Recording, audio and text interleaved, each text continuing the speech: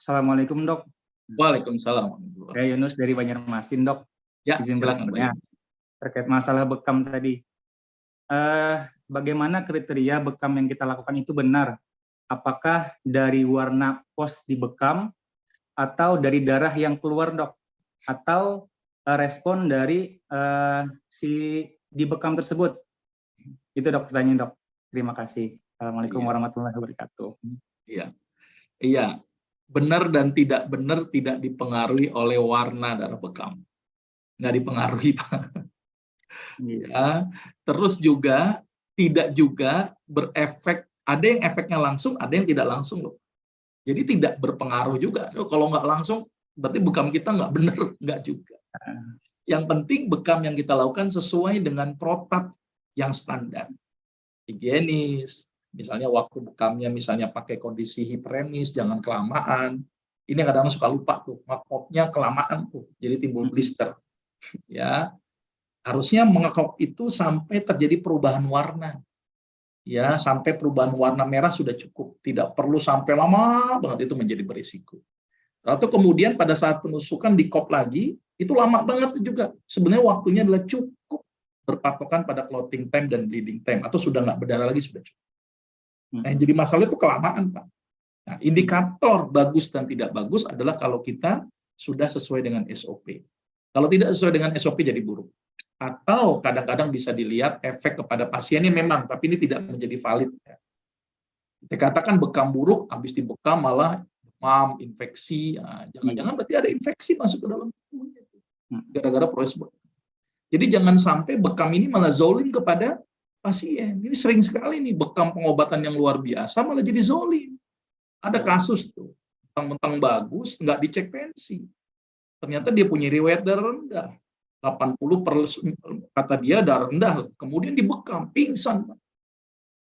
Ya, karena nggak dicek tensi kan jadi zolim. Makanya bagi para pembekam hati-hati. Perlu belajar dengan benar buat saya ya. Jangan sembarangan. Ya. Terus kemudian hati-hati juga itu sterilisasinya. Karena kalau tidak steril, bukannya malah menyembuhkan, malah menimbulkan penyakit. Misal yang dibekam kena hepatitis, sterilnya nggak pakai klorin, cuma sabun doang, pindah lagi ke bekam yang lain, pasti kena hepatitis. Kira-kira zolim nggak itu? Kalau zolim gimana pertanggungjawaban kita di akhirat? Jadi harus waspada nih bagi para pembekam. Jangan mentang-mentang bisa bekam 1-2 hari, tetapi sembarangan dalam membekam, akibatnya zolim kepada pasien. Itu yang harus diperhatikan. Gitu ya Pak ya.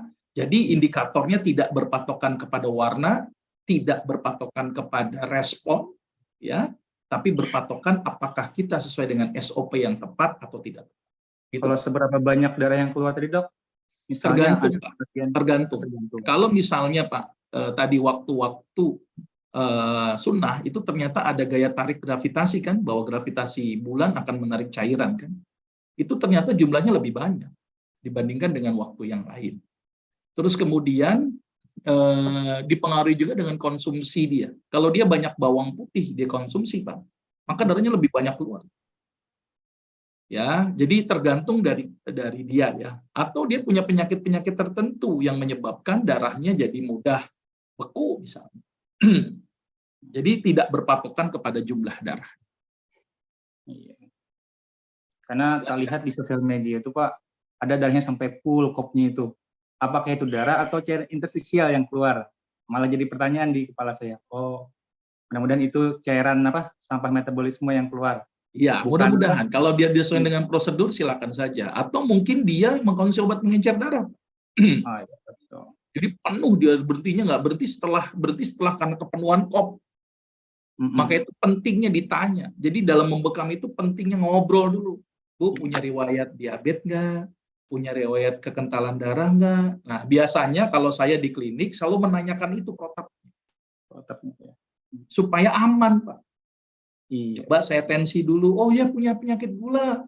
Ada yang kesemutan nggak Bu? Iya, banyak kesemutan. Perlu dicek gula. Jangan-jangan pada saat gulanya 400. Ya, bekam suatu yang mulia, tapi kalau dilakukan dengan sembarangan menjadi zolim. Ya, jadi harus waspada benar-benar.